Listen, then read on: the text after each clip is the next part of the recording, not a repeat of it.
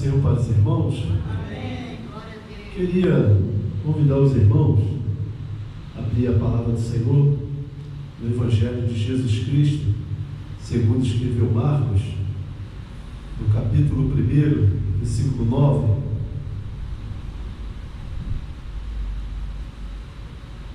Amém? Aguardo os irmãos acharem.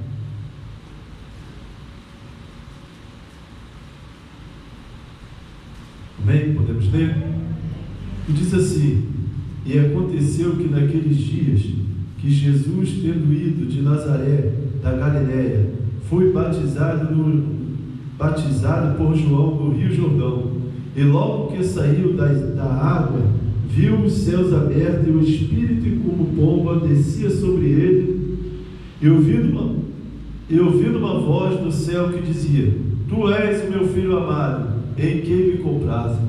E logo o Espírito impeliu para o deserto, e ali esteve no deserto 40 dias, tentado por Satanás, e via entre as feras, e hoje vos servias. E depois que João foi entregue à prisão, veio Jesus para a Galiléia pregando o Evangelho do reino, dizendo, o tempo está cumprido e o reino de Deus está próximo. Arrependei-vos e credes no Evangelho. Louvado seja o nome do Senhor. Os irmãos podem se sentar. Sabemos que o Evangelho a qual Marcos escreveu, alguns historiadores vão dizer que o livro, os Evangelhos, eles não foram escritos, na verdade, pelos seus autores, que foi no Conselho de Nicéia que se deram esse título, sendo que Alexandre de Alexandria, um dos contemporâneos de Marcos, ele vai afirmar que realmente o Evangelho de Jesus Cristo, segundo escreveu Marcos, foi escrito por ele. E a pergunta a qual nós devemos fazer é: quem foi Marcos? Eu já falei uma outra hora sobre ele. Marcos, ele foi discípulo de Pedro, e na primeira viagem missionária de Paulo e Barnabé, ele vai junto, mas no decorrer dessa viagem missionária, ele resolve voltar. Então, para muitos, Marcos é um desertor, mas o que nós devemos aprender com isso é que mesmo nos momentos difíceis, em que às vezes a apostasia ele pode entrar em nossos corações e a gente tomar um caminho diferente, Deus, ele não desiste dos projetos a qual ele tem para realizar em nossas vidas. Nós devemos fixar nisso. E outra coisa que nós devemos observar também é que Marcos parece que ele vai cometer uma gafe quando ele vai escrever esse Evangelho.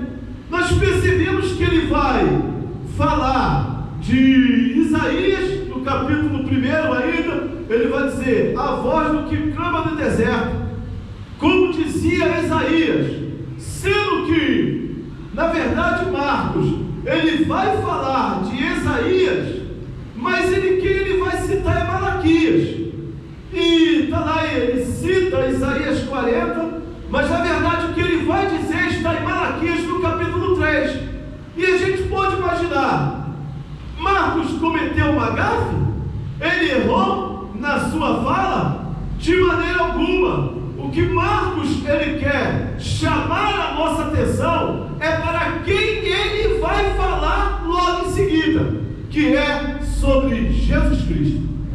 E esse Deus Criador, que se nós observarmos a física, ela vai dizer que o universo ele é composto de energia escura. Agora a nova descoberta vai dizer que o universo ele é composto de energia escura. E por que escura? Porque não se sabe nada sobre ela. Se sabe que ela está lá, mas o que é a energia escura? Eles não sabem como a massa escura. A gente sai ali agora à noite, olha para o céu, vê aquilo tudo escuro. Aquilo ali para os físicos é chamado como massa escura. Mas a pergunta que a ciência faz é: o que seria isso? Porque eles não sabem. mas ele sabe que está lá. E é sobre esse Cristo, sustentador, criador de todas as coisas, que eu quero falar nessa noite, que é Jesus Cristo, o único e verdadeiro Deus e único e verdadeiro Salvador. Então é isso que Marcos, ele vai nos ter a nossa atenção, para nos falarmos de Jesus Cristo. E duas coisas que nós vamos aprendermos nessas condições, é que Cristo, primeira coisa, que Marcos quer trazer a nossa atenção, era para nos ensinar, nos mostrar que Cristo está à porta. O nosso irmão falou aqui nessa noite sobre o avanço tecnológico que nós estamos vivendo. A verdade é que essa inteligência artificial, ela botou a nossa geração, cientificamente, no ramo da telecomunicação, da informática, há 1000 anos antes. A gente estamos vivendo com a inteligência artificial, tecnologia que era se esperado para a humanidade daqui a 1000 anos. E a Bíblia vai nos ensinar, Daniel, ela vai nos ensinar que perto da volta de Cristo, que a ciência, ela se multiplicará. Então aquilo que Marcos quer nos ensinar aqui é que a nossa atenção deve estar voltada para Cristo, porque Cristo está à porta e brevemente Ele virá para levar a sua igreja para habitar com Ele. Aleluia! E mais uma coisa que Marcos também vai nos ensinar ainda nesses versículos, é que a salvação, ela é algo exclusivamente de Cristo. A gente vê que a humanidade, ao longo dos anos, eles procuram uma salvação pelos seus próprios méritos. Nós falávamos sobre isso na escola dominical de manhã, que Paulo, quando ele começa pregando, Jesus, ele chega para ele, aparece para ele, fala: Paulo, não sobe para Jerusalém. E a gente vai ver isso lá em Atos, no capítulo 2, 22, e Paulo, ele diz: não, eu vou porque eles vão me ouvir. E Paulo, ele sobe, e até então a igreja passa pelo processo, eles arrancam Paulo de Jerusalém, mandam Paulo de volta para Tarso, e Paulo, ele fica em Tarso aproximadamente 10 anos. Por quê? Porque Paulo, ele ainda tinha entendimento de lei, e na lei quem faz é o homem, mas na graça quem faz é Jesus Cristo. E é isso que nós precisamos entender, que a salvação não é pelaquilo que nós fazemos, mas aquilo que Cristo, Ele fez por nós. Aleluia! E é isso que nós devemos nos apegarmos à salvação, porque às vezes a gente vê que muitas pessoas vão dizer que a salvação é algo da religião, sendo que a religião, ela é fruto do homem, ela não pode salvar, porque a religião, ela é fruto do homem, ela vem de baixo, e a salvação não é fruto do homem, a salvação, ela não vem de baixo, a salvação é exclusividade de Jesus Cristo para aqueles que creem em seu nome. Aleluia! E no versículo 11, a qual nós ainda lemos, nós vamos ver que a voz vai dizer, a voz que proclama no céu, dizendo: este é o meu filho amado. O que é que o Senhor está querendo nos mostrar com isso? A filiação de Cristo com Deus. Nós vamos reparar que no século I, no século III aproximadamente, houve uma confusão, um novo tipo de crença misturada, a fé judaica com filosofia grega, chamada gnosticismo, que eles se questionaram: se Cristo é Deus, sendo Deus puro, como Ele pode ter habitado na carne, que é algo impuro? E isso deu nó na cabeça de Constantino. Então Constantino, ele reúne o Conselho de Nicéia para que explicasse de fato o que seria aquilo, se realmente Jesus era Deus. E Papias, ele foi chamado para fazer esse discurso, essa defesa de Cristo. E nessa defesa que ele vai apresentar, ele vai dizer que Jesus é a essência de Deus, Jesus é cor de Deus, Jesus é Cordeiro de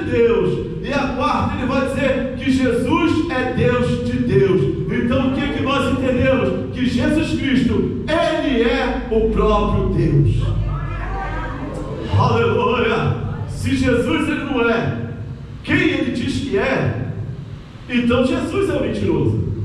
Se Jesus ele não é quem ele pensa que é, então Jesus é o outro. Mas nós sabemos que Jesus ele é quem ele diz que é, e nós sabemos que Jesus ele é quem ele pensa que é. Então a conclusão que nós chegamos é que Jesus ele é o único Deus sobre todas as coisas. Então a primeira coisa também que essa voz do Senhor falando no céu, ela vai testificar da fidelidade, a filiação de Cristo com Deus. Mais uma que essa voz, ele também vai chamar a nossa atenção de Marcos, é que nós vivemos num mundo tão incerto, um mundo tão difícil, tão complicado. Irmãos, é difícil de viver, não está fácil, principalmente viver no Rio de Janeiro, é muito complicado. A gente sai de manhã para trabalhar, e olha, quando eu chego em casa, eu agradeço muito a Deus, porque eu vejo cada coisa acontecendo, cada pessoas que a gente sai para trabalhar e não volta, quantas coisas que acontecem no dia a dia, e às vezes a gente vê as pessoas desesperançadas de como vai ser o dia de amanhã, como vai ser a sua vida. Mas essa voz, ela vai nos enchermos da alegria de Cristo, porque ela mostra que nós somos amados por Deus, e essa é a maior alegria que nós temos na nossa vida, é saber que somos amados pelo Deus Todo-Poderoso. Então você não precisa preocupar o seu coração, porque Deus não está trabalhando contra você, mas Deus ele está trabalhando por você, e para você, e através de você. Deus vai fazer a obra na sua vida. Mais uma coisa que nós, aí no versículo 12, a voz vai dizer: e logo o Espírito impediu para o deserto. E duas coisas que nós devemos prestar atenção nisso, três coisas: que a obra salvadora de Cristo, ela vem através do arrependimento. Todos os dias, por mais santo que você seja, nós devemos estar aos pés de Cristo, confessando os nossos pecados e pedindo a Deus que perdoa toda a nossa iniquidade, e todos os dias faça algo novo em nossos corações. Porque a gente vê que João Batista, falamos hoje na escola dominical, ele veio e disse: olha, aquele que vem após mim, eu não sou nem digno de desamarrar a sandália dos seus pés. Veio Pedro, e quando olha para Cristo diz: Senhor, afasta-te de mim, porque eu sou um pecador. Vem Paulo e vem dizer: pobre, miserável homem que sou. Então, quanto mais perto de Deus nós estamos, mais nós reconhecemos que dependemos dele, e confessamos o nosso pecado, e clamamos a ele para que transforme a nossa vida todo dia.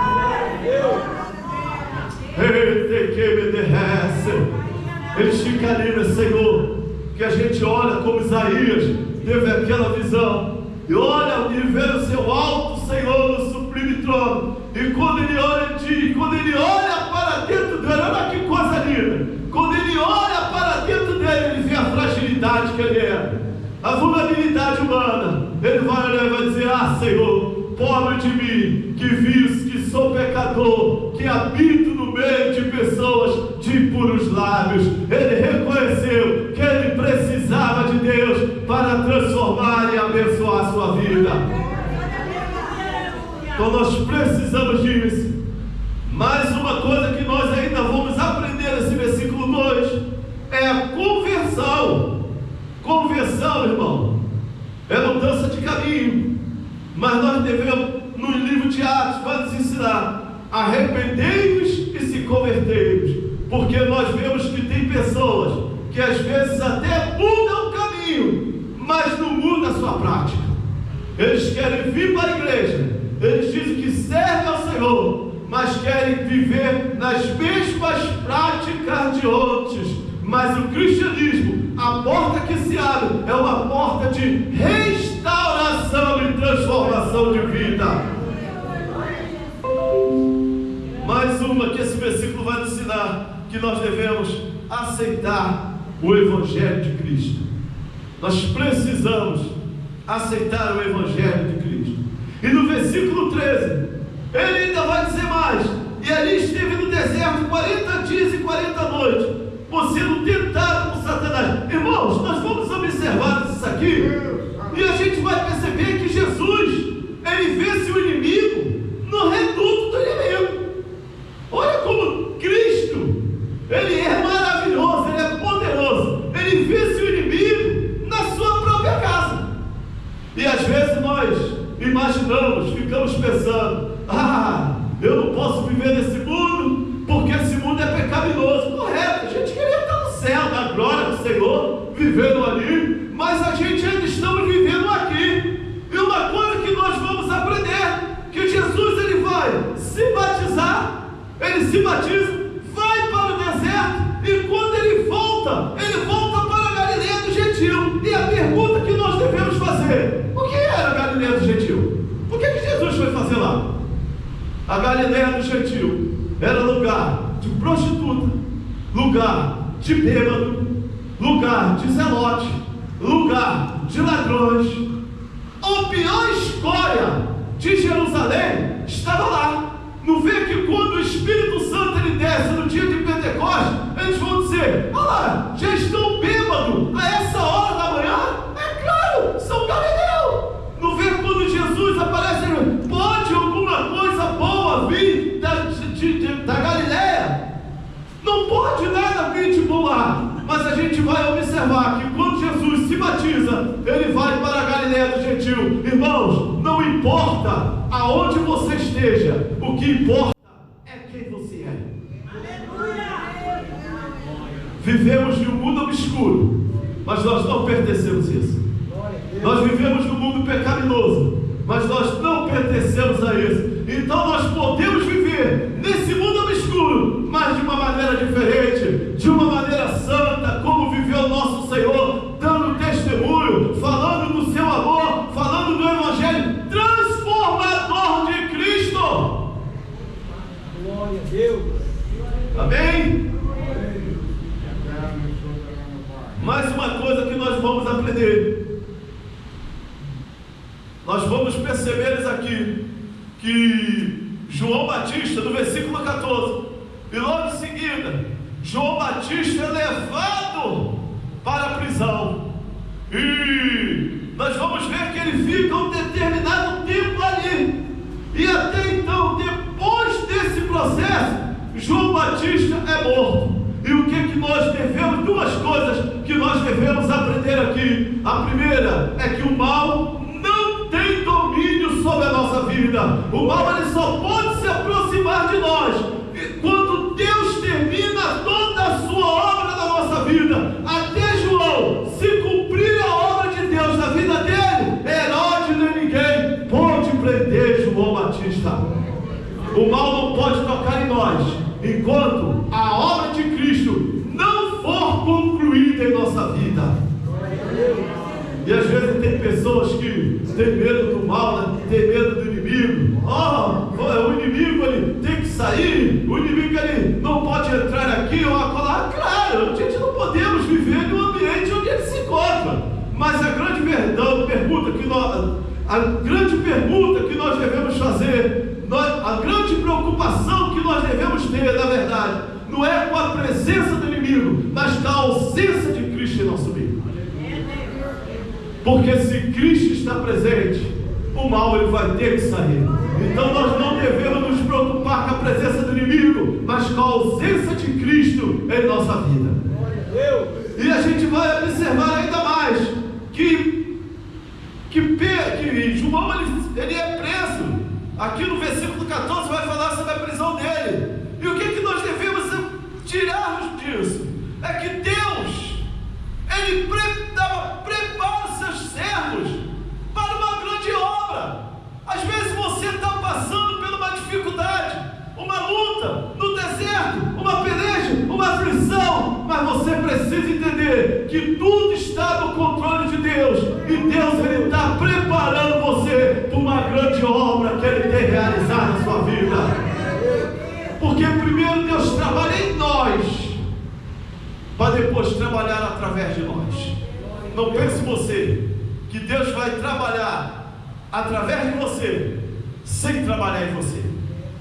Então há uma necessidade primeiro de Deus trabalhar em nós, para depois trabalhar através das nossas vidas.